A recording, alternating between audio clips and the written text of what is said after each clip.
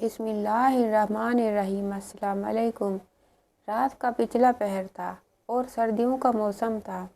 خود کو لپیٹے ہوئے سلطان صلاح الدین ایوبی رحمۃ اللہ علیہ روزمرہ کی طرح بھیس بدلے ہوئے بھی سلطنت کے لوگوں کا احوال جاننے کے لیے نکل چکے تھے۔ ان کے ساتھ ان کا وزیر خاص خضر بن طواب بھی تھا۔ یہ دونوں دبے قدموں سے چلتے ہوئے شہر کی سنسان گلیوں سے گزرتے چلے جا رہے تھے اور اس انتظار میں تھے کہ کہیں کوئی بے کس انسان مدد کا طلبگار نظر آئے تو وہ اس کی مدد کریں۔ اسی دوران سلطان صلاح الدین ایوبی رحمۃ اللہ علیہ شہر کے بالکل ہی بیرونی حصے کی جانب نکل آئے تھے۔ یہاں اکا دکا مکانات تھے اور اس کے بعد آگے طویل قبرستان شروع ہو جاتا تھا۔ رات کی تنہائی اور تاریکی میں قبرستان کا ماحول دور سے ہی وحشت زدہ نظر آ رہا تھا۔ سلطان اور وزیر نے بھانپ لیا کہ گلیوں میں کوئی فریادی موجود نہیں ہے، نہ ہی کسی کو مدد درکار ہے، اس لیے انہوں نے اپنے قدم واپسی کی جانب موڑے۔ لیکن تبھی سلطان کو کچھ آوازیں سنائی دیں، ہلکی ہلکی بھنبھناہٹوں کی آوازیں، جیسے ایک سے زیادہ افراد آپس میں باتیں کر رہے ہوں۔ ان کے قدموں کی چاپ نزدیک آتی ہوئی محسوس ہو رہی تھی۔ اس سے پہلے کہ سلطان اور وزیر یہ فیصلہ کرتے کہ انہیں چھپنا چاہیے یا نہیں، یہ مردوں کا قافلہ سامنے آ پہنچا۔ اب کی بار سلطان بری طرح چونک گئے۔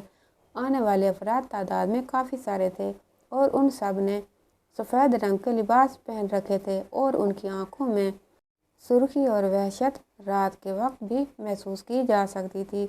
یہ سب ایک جنازے کے ساتھ تھے۔ نامعلوم کس بد نصیب کا جنازہ تھا جسے یہ لوگ رات کے اس پہر دفنانے چلے تھے۔ سلطان کو تھوڑا سا اچنبھا تو ہوا کیونکہ صبح ہونے میں زیادہ دیر نہیں تھی۔ اگر تو اس شخص کا انتقال بھی زیادہ وقت نہیں ہوا تھا تو یہ لوگ دفنانے کے لیے صبح تک کا انتظار کر سکتے تھے۔ آخر انہیں رات کے اس پہر اتنی خاموشی سے اس جنازے کو دفنانے کی کیا ضرورت تھی؟ جنازے کے ساتھ آئے ہوئے مردوں کی خاموشی بھی کچھ پراسرار سی تھی۔ ان لوگوں نے سلطان اور وزیر کو بغور دیکھا مگر کسی بھی قسم کا رد عمل ظاہر نہ کیا۔ یہ لوگ جنازہ اٹھائے خاموشی سے سلطان کے پاس سے گزرتے چلے گئے۔ مر جانے والے شخص کا جنازہ جو ہی سلطان اور وزیر کے پاس سے گزرا، وزیر بے اختیار 2 قدم پیچھے ہٹ گیا۔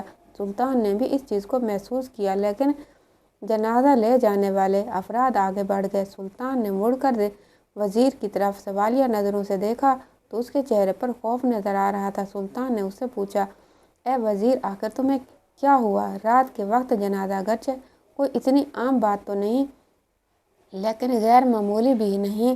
اکثر لوگ رات کے وقت بھی جنازوں کو دفنایا کرتے تھے، تمہیں کس چیز نے پریشان کیا؟ وزیر لپک کر آگے آیا، سلطان سے کہنے لگا، اے سلطان، مجھے رات کے وقت ان لوگوں کو دیکھ کر خوف محسوس نہیں ہوا بلکہ میں نے ایک عجیب چیز محسوس کی ہے۔ جو ہی جنازہ میرے سامنے سے گزرا مجھے محسوس ہوا کہ یہ شخص مردہ نہیں بلکہ زندہ ہے۔ مجھے اس کے گلے سے گھٹی گھٹی سی آوازیں آتی ہوئی محسوس ہوئی ہیں اور معمولی سی حرکت بھی۔ میں نہیں جانتا یہ میرا وہم یا خیال یا یقینی، لیکن جنازہ لے جانے والے افراد بھی مشکوک ہی محسوس ہوتے ہیں۔ سلطان کے ماتھے پر پریشانی سے بل پڑ گئے۔ ان کا وزیر خضر بن طواب اب بلا وجہ کوئی بات نہیں کہتا تھا۔ سلطان جانتے تھے کہ وہ عقل مند تھا، اس لیے انہوں نے فیصلہ کیا کہ وزیر کی تسلی کروا دینی چاہیے۔ یہ دونوں تیز تیز قدموں سے جنازے کے پیچھے چل دیے۔ سفید لباس پہنے تمام افراد جنازہ کو کافی آگے لے جا چکے تھے اور قبرستان کے نزدیک پہنچ چکے تھے۔ سلطان اور وزیر جب تک ان تک پہنچے تو انہوں نے جنازے کو ایک کھودی ہوئی قبر کے سامنے رکھ دیا۔ قبر تیار شدہ تھی، بس کچھ ہی پل تھے کہ مردے کو قبر میں اتارا جاتا۔ سلطان نے بغور چارپائی پر پڑے ہوئے مردے کو دیکھا۔ اچانک سے انہیں اس میں معمولی سی حرکت نظر آئی۔ اب کی بار چونک گئے، یہ مردہ آخر کیسے حرکت کر سکتا ہے؟ کیا وزیر کی بات سچی تھی؟ آخر یہ شخص زندہ تھا تو یہ تمام افراد اسے دفن کرنے کے لیے کیوں آئے تھے؟ سلطان اور وزیر کو اپنے بیچ میں دیکھ کر ان لوگوں کے ماتھے پر بل پڑے تھے۔ ان میں سے ایک شخص جو ان کا سربراہ معلوم ہوتا تھا آگے آیا اور سلطان سے کہنے لگا، حضرت، آپ ہمارے کام میں مغل مت ہو جائیے اور اپنا کام کیجیے۔ हमें जनाजे को दफना कर जल्दी घर जाना है। सुल्तान ने उसकी बात सुनी अनसुनी कर दी। आगे बढ़कर जनाजे के चेहरे से कपड़ा हटा दिया और एक खौफनाक मंजर सुल्तान के सामने था। वो शख्स जिसे ये लोग मुर्दा करार देकर दफनाने लाए थे, उसकी आंखें पूरी खुली हुई थी। उसके मुंह में एक बड़ा सा रुमाल ठूंसकर उसका मुंह बंद किया गया था। साफ जाहिर था कि वो जिंदा है, जिसे दफन करने की कोशिश की जा रही थी। उसके हाथों और पैरों को बांधा गया था ताकि वो हरकत ना कर सके। इस रूह दहला देने वाले मंजर को देखकर एक लम्हे के लिए तो सुल्तान साकित रह गए, लेकिन हैरानकुन बात यह थी कि जनाजे के साथ आने वाले अफराद में किसी किस्म की घबराहट नज़र नहीं आ रही थी, बल्कि वो ढिठाई से ऐसे खड़े थे गोया जानते थे कि उस शख्स को जिंदा ही दफन करने वाले थे। सुल्तान ने पलटकर सरबराह से पूछा, कौन हो तुम और ये जिंदा शख्स कब्र में दफन करने के लिए क्यों लेके आए हो? आखिर तुम लोग होश में तो हो? एक जिंदा इंसान को जनाजा बनाकर कब्रिस्तान ले आए हो और अब उसे दफनाने जा रहे हो। इसकी सज़ा जानते हो क्या है? सरबराह ने यूं हाथ चलाया जैसे सर से मक्खी उड़ाई हो और सुल्तान से कहने लगा, आप अपना काम कीजिए, हमें गुनाह सवाब के वाक़ियात न गिनवाइए। ये शख्स इसी लायक है जो कुछ हम इसके साथ करने जा रहे हैं। वहीं सारी बात बिगड़ चुकी थी। सुल्तान ने भी समझा कि अपना असल रूप जाहिर कर दिया जाए। जो ही सुल्तान ने मामे से किया हुआ नकाब उतारा, सरबराह के चेहरे पर यकजक घबराहट नमूदार हो गई। वो पहचान गया कि उनके सामने सल्तनत का सुल्तान सलाहुद्दीन अय्यूबी रहमतुल्लाह अलैह खड़ा है। वज़ीर ने आगे बढ़कर उन लोगों को मुखातिब किया और कहने लगे, तुम लोग इस बदकिस्मत शख्स के साथ जो कुछ करने जा रहे थे, अब इसके ऐन गवाह सुल्तान खुद हैं। अब तुम लोगों के साथ खुदा जाने क्या होगा। अब गुनाह की सज़ा भुगतने के लिए तैयार हो जाओ। और ये भी कि आखिर इस शख्स ने किया क्या है जो तुम लोग उसे ज़िंदा दफन करने के लिए लाए हो। वज़ीर की बात सुनने की देर थी कि सरबराह ने आंखों ही आंखों में अपने साथ आने वाले अफराद को इशारा किया और एक ही लम्हा लगा था, ये तमाम के तमाम सर पर दौड़ने लग गए थे। सुल्तान और वज़ीर जब तक मामले को समझते, चारपाई पर बंधा हुआ शख्स जिसे ये लोग मुर्दा बनाकर लाए थे, उसे वहीं छोड़कर तमाम अफराद कब्रिस्तान के दूसरी जानिब को फरार हो गए। सुल्तान सलाहुद्दीन अय्यूबी और वज़ीर तादाद में सिर्फ 2 थे और उनके सामने एक बेबस शख्स भी था। सुल्तान ने उन्हें पकड़ने की कोशिश ना की, जानते थे कि ये बेसूद है। उन्होंने आगे बढ़कर उस चारपाई पर बंधे हुए शख्स के मुंह से रुमाल निकाला और उसके हाथों और पैरों को आज़ाद किया। उसे मुकम्मल कफन पहनाया गया था। यूँ लगता था कि उसके दफनाने की सारी तैयारियां मुकम्मल की गई हैं। सुल्तान ने उससे पूछा कि बदनसीब शख्स, तुम्हारे साथ ये सलूक क्यों किया गया है? ये लोग तुम्हें जिंदा दफन करने के लिए क्यों लाए हैं? तुम्हारा ताल्लुक़ किस जगह से है? क्योंकि तुम लोगों के ज़ाहरी हुलिया से मुझे तुम लोग मकामी तो नहीं लगते हो। उस शख्स के मुंह से तो जैसे ही रुमाल निकाला था, ये गहरे गहरे सांस लेने लगा। उसका दम घुट रहा था। घटी घटी आवाज़ में से उसने वज़ीर से पानी मांगा, लेकिन सुल्तान और वज़ीर के पास पानी कहाँ से आया। इसलिए सुल्तान ने बेहतर यही समझा कि उसे महल ले जाया जाए। उस शख्स से पूछताछ करने के लिए इसकी ज़ाहिरी हालत का बेहतर होना ज़रूरी था। वज़ीर ने मुंह से जैसी सीटी की आवाज़ निकाली और जल्दी सुल्तान की घोड़ी जो दूर खड़ी थी उस आवाज़ को पहचानकर सर पर दौड़ती हुई आ पहुंची। सुल्तान ने प्यार से उसकी पुश्त पर हाथ फेरा। यही तो उसकी खूबी थी। उस शख्स को वज़ीर की मदद से घोड़ी पर सवार करवा के सुल्तान और वज़ीर वापस महल की जानिब रवाना हो गए। ज़रा सी देर बाद घोड़ी सर पर दौड़ती हुई सुल्तान के महल की जानिब रवां थी। आधी रात के वक्त कब्रिस्तान में पेश आने वाले इस वाक़ये का न जाने अब कौन सा पहलू सामने आना था। सुल्तान के जहन में एक के बाद एक सवाल नमूदार हो रहा था। सुल्तान और वज़ीर उस बदहाल शख्स को लेकर महल पहुंच गए। चूँकि रात का वक्त था तो महल में तमाम अफराद महव ख्वाब थे। किसी को भी इल्म न हुआ कि सुल्तान अपने साथ क्या लेकर आए हैं। सुल्तान ने उस शख्स को आरामगाह में मुंतकिल किया और एक मसाइब ख्वाह से पानी लाने के लिए कहा। वो शख्स बड़ी खौफजदा नज़रों से सुल्तान और वज़ीर की जानिब देख रहा था। सुल्तान भी बड़े गौर से उसका जायज़ा ले रहे थे और सोच रहे थे कि न जाने अभी क्या कहानी सुनाने वाला है। यह दरमियानी सी उम्र का शख्स था जिसके चेहरे पर पुख्तापन झलक रहा था। सुल्तान ने पानी उसे पेश किया और उसने एक ही घूंट में ख़त्म कर दिया। सुल्तान ने दोबारा से प्याला भरकर उसकी तरफ बढ़ाया। उस शख्स ने प्याले को पकड़ा और घूंट घूंट करके पानी पीने लगा। इस दौरान ये सोचती नज़र से सुल्तान और वज़ीर का जायज़ा ले रहा था। उसे पता तो चल गया था कि यह सल्तनत के सुल्तान के महल में है और जैसे ही उसने पानी ख़त्म किया सुल्तान उससे सवाल करेंगे। सुल्तान इंतज़ार कर रहे थे कि जल्द ही ये शख्स पानी पीकर अपनी प्यास ख़त्म करे और इसकी हालत बेहतर हो तो इससे असल माजरा पूछ लिया जाए। लेकिन अचानक ये सारा पासा पलट गया। ये शख्स पानी पीते पीते एक लख्त ऐसा हो गया जैसे उससे अछू आ गया। पानी उसके गले में फंसा। उस शख्स के गले से अजीब अजीब आवाज़ें निकलने लगी जैसे कोई उसका गला दबा रहा है। अपने गले को ज़ोर ज़ोर से पकड़कर ये शख्स ज़मीन पर जा गिरा और सांस लेने की पूरी कोशिश कर रहा था। उसकी आंखें बाहर उगली पड़ी थी। सुल्तान वज़ीर घबरा गए। फ़ौरन शाही हकीम को तलब किया गया, लेकिन इससे पहले कि शाही हकीम उस आरामगाह तक पहुँचते सुल्तान की आंखों के सामने उस शख्स का दम निकल गया। यकदम उसके हाथ पैर ढीले पड़ गए और आंखें बंद हो गई। वज़ीर ने यह देखा तो घबरा कर सुल्तान से कहने लगा, सुल्तान मुअज़्ज़म, अचानक इसे क्या हो गया? इसने तो सादा पानी पिया है, इस पानी के पीते ही इसे मौत ने क्यों आ घेरा है? सुल्तान ने आगे बढ़कर पानी के प्याले का जायज़ा लिया। उसे सूंघा तो उसमें जहर की कोई आमेज़िश नहीं थी, वो सादा पानी था। सुल्तान को खुद मामले की समझ नहीं आ रही थी। इसी दौरान शाही हकीम आ पहुंचा। सुल्तान ने उसे हुक्म दिया कि इस शख्स का जायज़ा लिया जाए। हकीम ने आगे बढ़कर उसका जिस्म टटोला। उससे पहले कि हकीम सुल्तान को कुछ बताता सुल्तान मामले की तह तक पहुँचे। उन्होंने भांप लिया कि बात कुछ गड़बड़ है। उन्होंने हकीम को इशारा किया कि वो खामोशी से पीछे हट जाए। हकीम नासमझी के आलम में सुल्तान को देखता रहा। अभी तो सुल्तान उसे नींद से बेदार करवा कर लाए थे। आखिर ये शख्स अचानक पानी पीकर मरने क्यों लगा है? और अब सुल्तान उसे खामोश रहने का कह रहे थे। बहरहाल हकीम खामोशी से दीवार के साथ लगकर खड़ा हो गया। वज़ीर भी खामोश खड़ा सुल्तान के अगले इशारे का मुंतज़िर था। सुल्तान ने आगे बढ़कर ज़मीन पर पड़े शख्स के दिल और तनफ़ुस का जायज़ा लिया। सोच की एक बारीक शिकन उनके माथे पर नमूदार हो गई। सुल्तान उठ खड़े हुए और वज़ीर से कहने लगे, ऐ वज़ीर, ये शख्स एक ख़ास किस्म की मौत से मरा है। इसके लिए ज़रूरी है कि इसके कफन को उतार कर इसके पूरे बदन पर गर्म तेल मला जाए।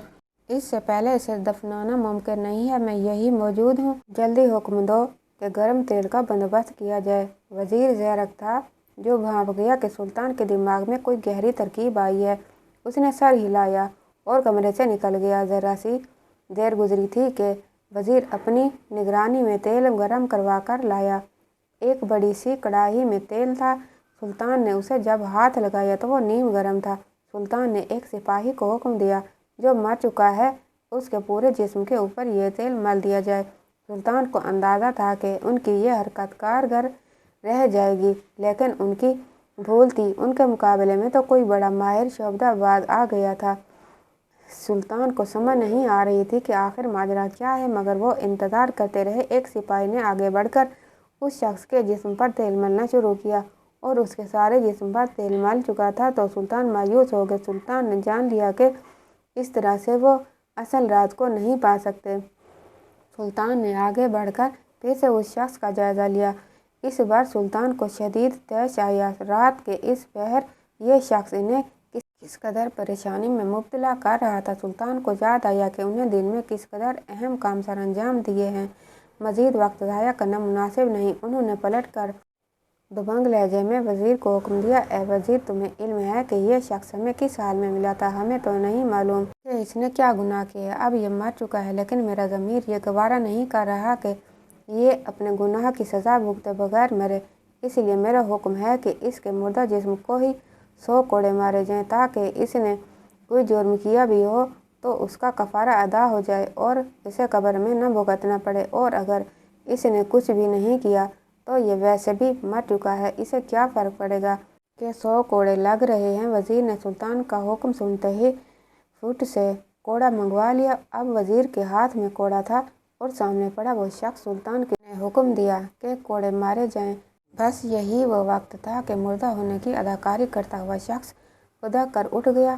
اسے اٹھتا دیکھ کر سلطان کو بے حد غصہ آیا، جبکہ وزیر سوچ رہا تھا کہ مجھے یقینی طور پر محسوس ہو رہا ہے کہ یہ شخص مر چکا ہے اور اب 100 کوڑے کھانے کے بعد یہ اچانک زندہ ہو گیا ہے۔ لیکن بڑی دیر ہوئی اور سلطان جان چکے تھے کہ یہ شخص مرا نہیں ہے، اس کے دل کی دھڑکن اور تنفس جاری تھا۔ بس بڑی چالاکی سے خود کو مردہ ظاہر کر رکھا تھا۔ سلطان کو بس یہ جاننا تھا کہ آخر یہ شخص خود کو مردہ ظاہر کیوں کر رہا ہے، آخر وہ کیا چھپانا چاہ رہا تھا۔ کچھ تو گڑبڑ ہے۔ یہ بات سلطان اعظم جان چکے تھے۔ یہ شخص شریف ہرگز نہیں تھا۔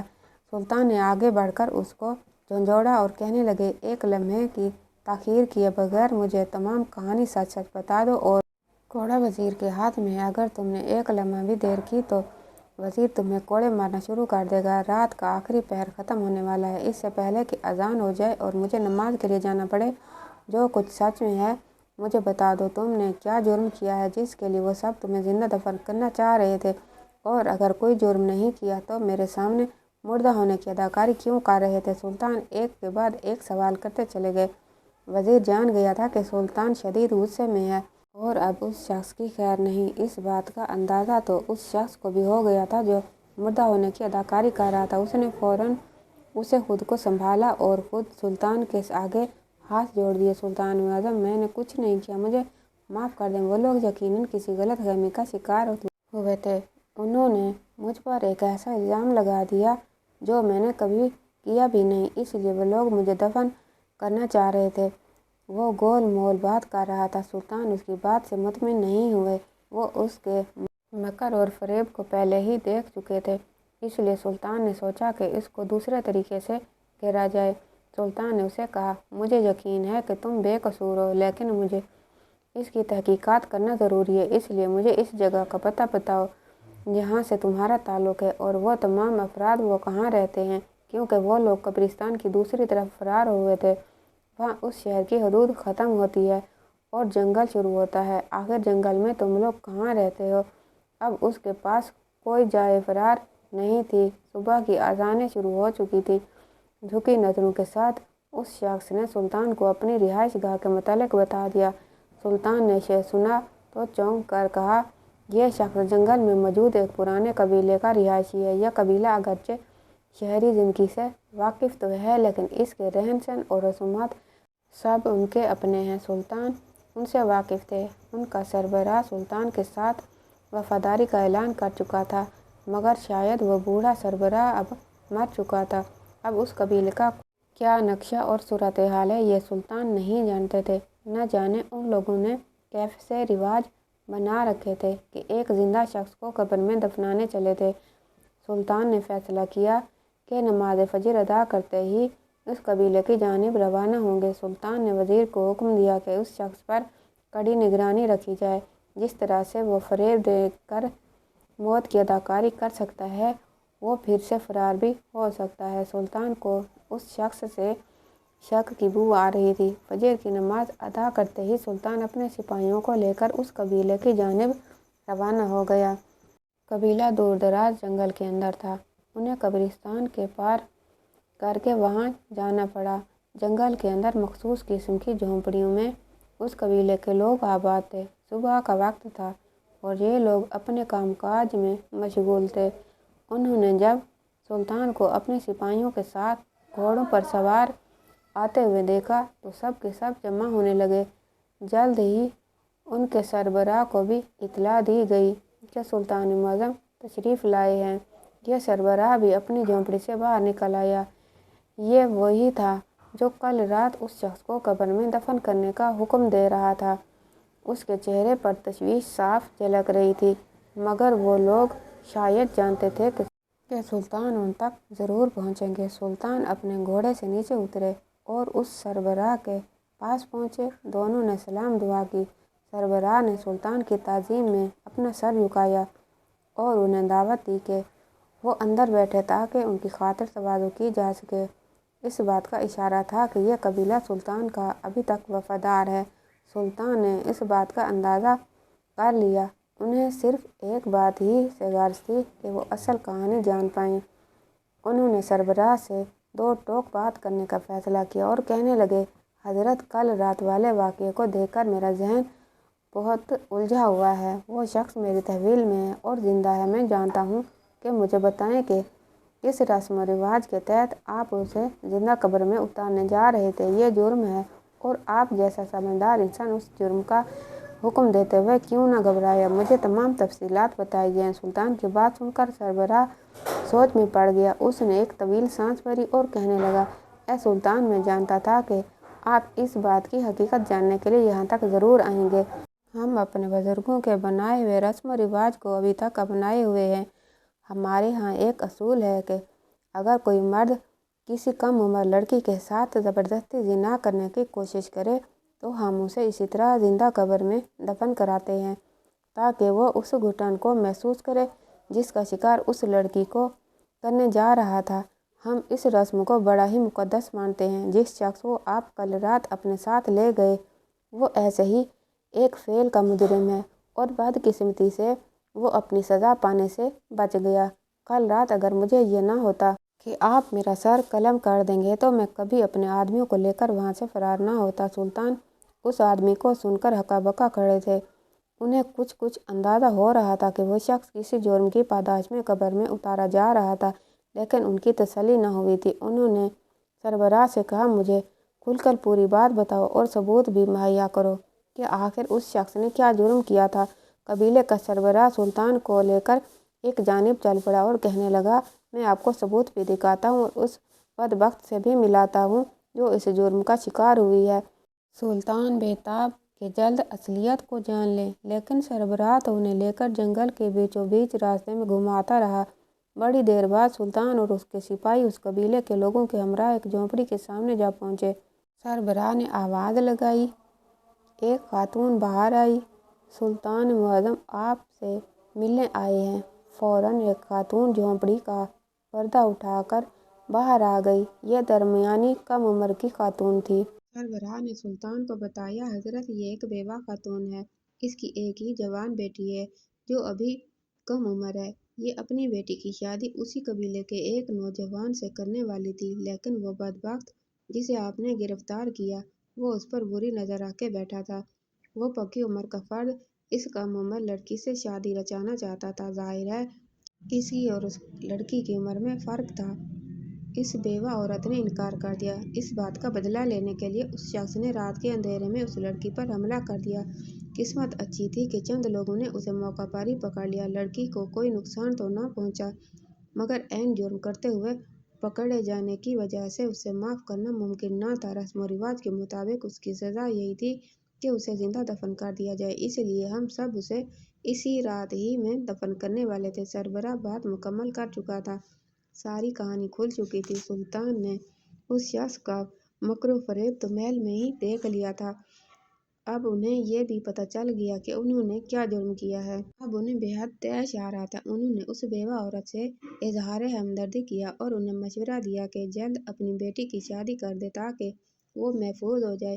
اب قصہ کھل چکا تھا۔ سلطان چاہتے تھے کہ جلد محل جا کر اصل مجرم کو اس کے کیے کی سزا دیں، اس لیے انہوں نے سربراہ سے اجازت چاہی، لیکن جانے سے پہلے سلطان سربراہ کو تنبیہ کی کہ وقت کے ساتھ اصول اور رواج بدل جاتے ہیں۔ اگر قبیلے کے اندر کوئی شخص جرم کرتا ہے تو اسے سزا دینے کا حق سلطان کو ہے۔ سربراہ کو چاہیے کہ وہ مجرم کو گرفتار کر کے سلطان کے محل تک پہنچا دے تاکہ سلطان جائز طریقے سے تحقیقات کر کے صحیح غلط کا فیصلہ کر سکے۔ اس طرح زندہ دفن کرنا دین اسلام کی روح سے بھی غلط ہے۔ سربراہ گیا، اس نے معافی مانگی اور سلطان سپاہیوں کے ہمراہ واپس محل آ پہنچے۔ وزیر کی کڑی نگرانی میں وہ مجرم سر جھکائے بیٹھا تھا، شاید محل سے فرار ہونے کی نئی ترکیب سوچ رہا تھا۔ سلطان نے وزیر کو کہا کہ وزیر، اس شخص کی سزا وہی ہے جو میں اسے رات کے وقت دینا چاہتا تھا۔ جن 100 کوڑوں کا حکم میں نے رات میں دیا تھا، اب وقت آ گیا ہے کہ وہ حکم پورا کیا جائے۔ وہ شخص معافی مانگنے لگا، اس کے چہرے کا رنگ فاقہ ہو گیا، لیکن سلطان صلاح الدین ایوبی رحمۃ اللہ علیہ اس کے گھناؤنے جرم کی نوعیت جانتے تھے اور اسے معاف کرنے کا ارادہ نہیں رکھتے تھے۔ وزیر نے آگے بڑھ کر پوری قوت سے کوڑے برسانے شروع کر دیے۔ سلطان گنتے جاتے تھے اور زمین پر پڑا شخص توبہ کرتا تھا۔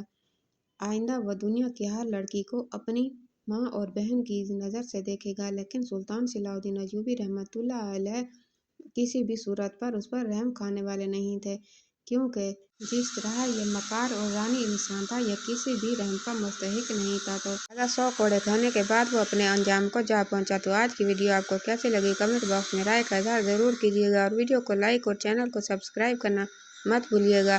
انشاءاللہ تعالیٰ کل اگلی ویڈیو کے ساتھ حاضر ہوں گے۔ اللہ حافظ۔